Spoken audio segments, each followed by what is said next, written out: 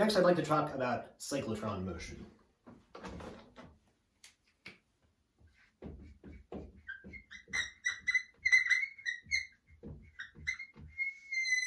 So we learned in one of the previous lectures that the force on a charge in a magnetic field is the following.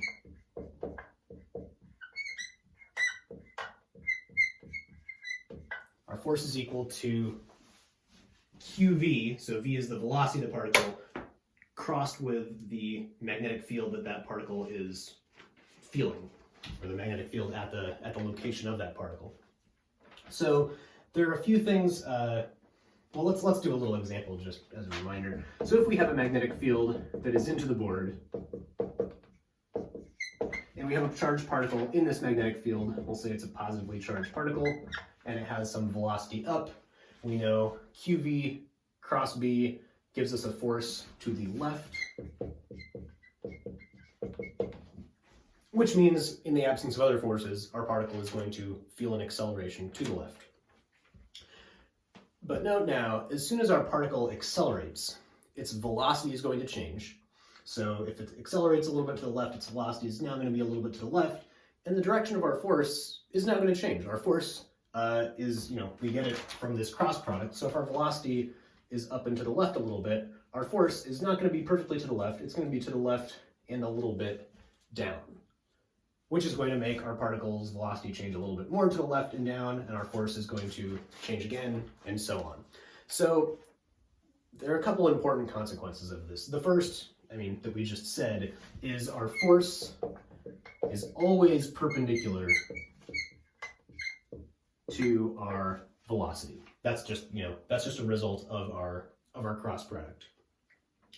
What this means is that our force can never do work on our particle. If our force is always perpendicular to the direction the particle is moving, it can never do any work on it, positive or negative.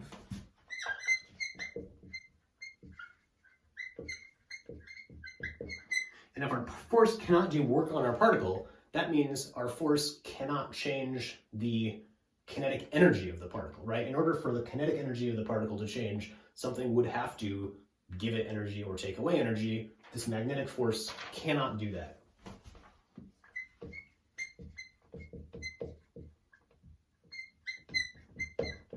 In this case, we're ignoring gravity, we're ignoring our electric field, we're assuming that our particle doesn't have any potential energy, it's just this kinetic energy 1/2 mv squared that is the energy going on.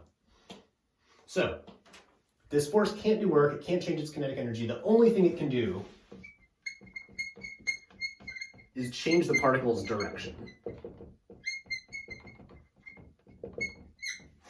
And that is the limitation of this. Now, it turns out, if our force is always perpendicular to our velocity,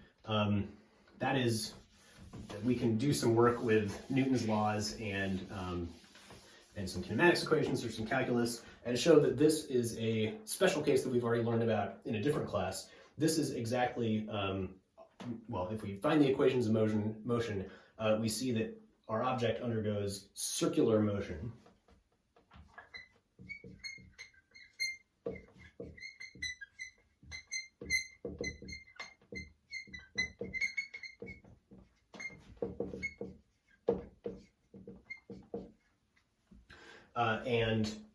And I should say circular motion in this magnetic field, circular motion in this case with a constant velocity.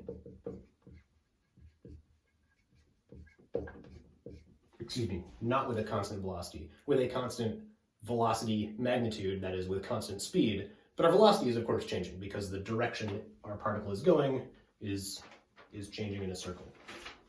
So for our little case of our charged particle in our magnetic field into the board, when it was, I'm redrawing this a little more room, so here, when it had a velocity up and it was feeling a force to the left, that means its velocity is going to be changing kind of in this counterclockwise way. It starts up with a velocity up, its velocity is going to turn like that. So the path our particle takes, if we integrate the velocity or something, is going to be on a path like this around in a circle.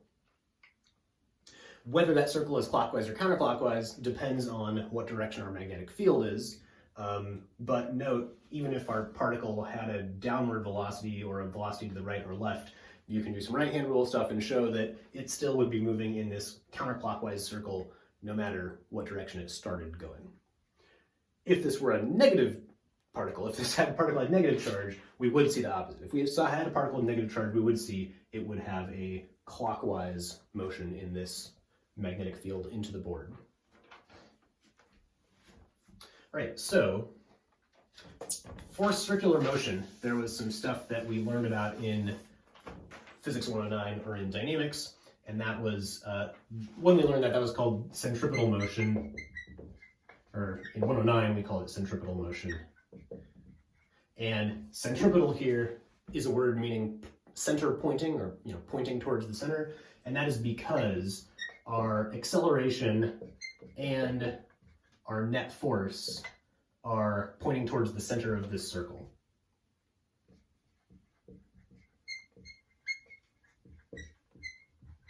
So at this point, when we calculated the force, our force was to the left.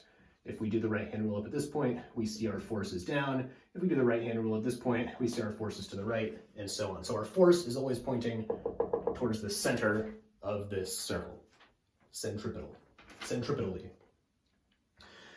When we learned about centripetal motion, we learned that this acceleration A, or the magnitude of this acceleration A, was equal to v squared over r. So the bigger the velocity, the bigger the acceleration you need to go in a particular circle, and the bigger the radius, the less acceleration you need to go along that radius. So the force here, well, in this case, our velocity is nice and perpendicular to our magnetic field, right? So we can see in this picture, F is perpendicular, or excuse me, our velocity is perpendicular to B, which means that our magnetic force, QV cross B, is just going to be Q times V times B in the right-hand rule direction. So we don't, in other words, in the cross product, the sign is just of 90 degrees. So the magnitude of the force is just this nice QV times B. So this is the size of the force from our magnetic field. This is our equation for the acceleration. Of course, that means that the force needed to make this acceleration is equal to mv squared over r. So if we have a force equal to qvb, we're going to experience an acceleration, if we experience this centripetal acceleration, we can set these two equal to each other. So mv squared over r is equal to qvb. And let's solve for r. So our v's cancel, and we can move r to the other side and move the qb over. So we get r equals mv over qb. So this is called our cyclotron radius. So the size of the circle that this particle moves in depends on its charge, the strength of the magnetic field, its mass, and its speed. So, its initial velocity, but then of course the speed is not changing. So if it starts with, whatever initial speed, that initial speed is going to stay the same as it goes around in this circle. All right, so that's our cyclotron radius equation. So anytime we have charged particles in a magnetic field, unless they're perfectly still, which is pretty rare, they are going to be undergoing this circular motion. More importantly than the radius is how long it takes them to go around. So let's look at that. So our period of oscillation, that's the time for one lap, one circle. That's going to be equal to whatever that distance is, right? However far it's going, divided by that speed, and the speed is constant. The speed is not changing. So this is just our circumference divided by our speed. So that is 2 pi r over v. So this, this distance is 2 pi r, and our particle is moving with this constant speed v as it goes around that. So t is equal to 2 pi r over v, and therefore our frequency f, how often it goes around, that's equal to 1 over t, so that's equal to v over 2 pi r. We could have started with this, but it's just easier to see. It's easier to see where we start if we start with that. So we can plug in for our cyclotron radius, and something kind of cool happens. We have v over 2 pi times 1 over r, which is qb over mv. And now our v's cancel, and we get qb, I'll rewrite it like this, f equals qb over 2 pi m. So this is our cyclotron frequency.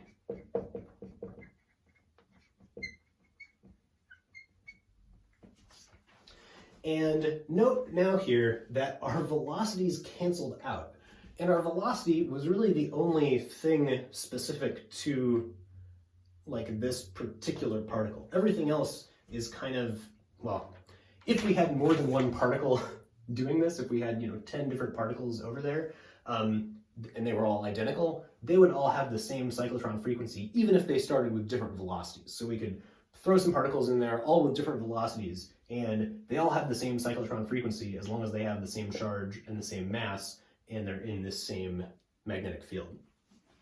So what this means is this cyclotron frequency can kind of be a collective property of a whole bunch of charged particles in a particular scenario. So what this means is you can take advantage of this and make measurements of this frequency by measuring what happens as you have lots of charged particles undergoing the same motion. So if you can get all these particles moving at the same frequency, you can get them to emit radio waves, for example, and you can measure what's called the cyclotron resonance of different materials and things like that. So this is of practical importance in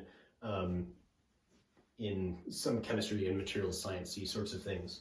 But for now, we can just take it as a nice coincidence that the V cancels out, and the cyclotron frequency, we can calculate, how many times a second these particles go in their little circles in our magnetic field.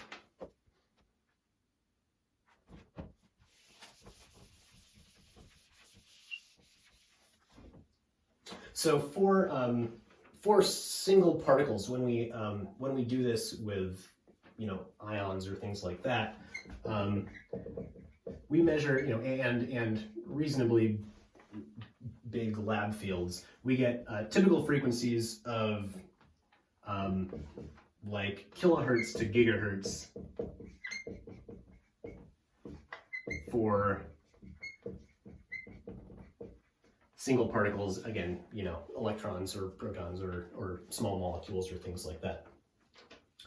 And I already mentioned that they can emit radio waves when they're undergoing this oscillation. They can also absorb radio waves at that oscillation, so you can get a bunch of particles doing this and make kind of radio wave spectroscopy measurements of this and measure exactly what that frequency is very precisely, and that can tell you what the charge to mass ratio of these particles is. So remember, F equals QB over 2 pi m.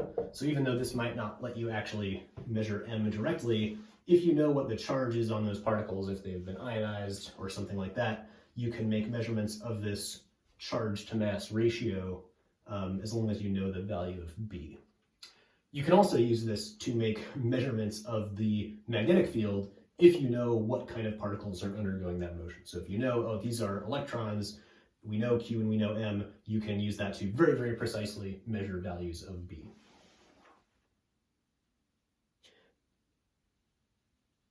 Some cool things this is used for is you can make these kind of radio observation measurements in nebula that are very, very far away from Earth. You can look at these cyclotron resonance radio emissions of known charged particles, and from that you can calculate what the magnetic field must be in that nebula, you know, a really, really long ways away across the galaxy.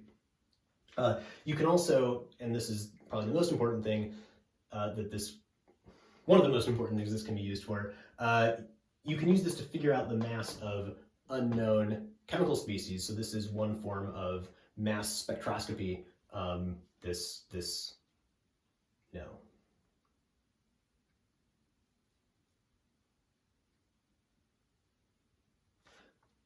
The last thing I want to say about this cyclotron motion is the following.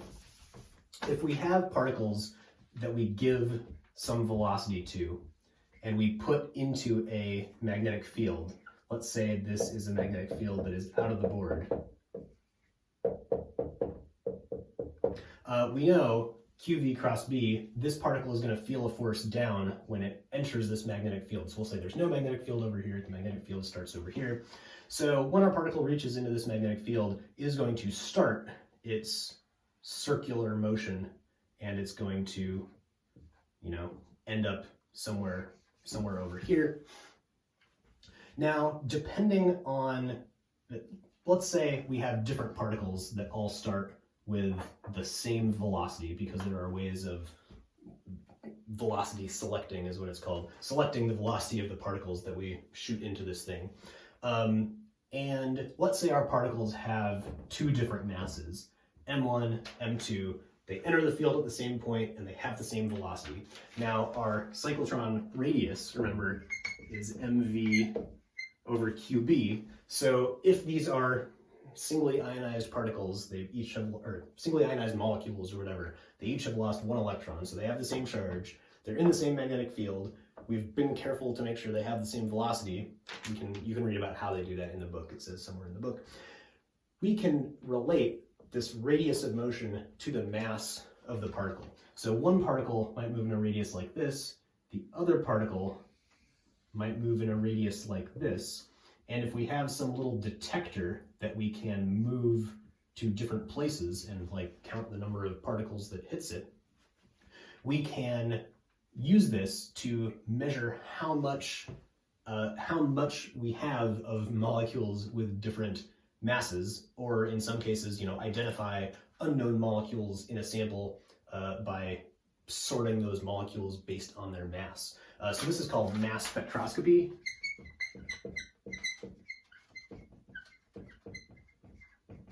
And this is very, very common in all sorts of things. Chemistry, this is done for geology, for making like isotopic measurements. So if you do this on single atoms, you can make very, very precise mass measurements and determine the isotope of different atoms that come out of your sample.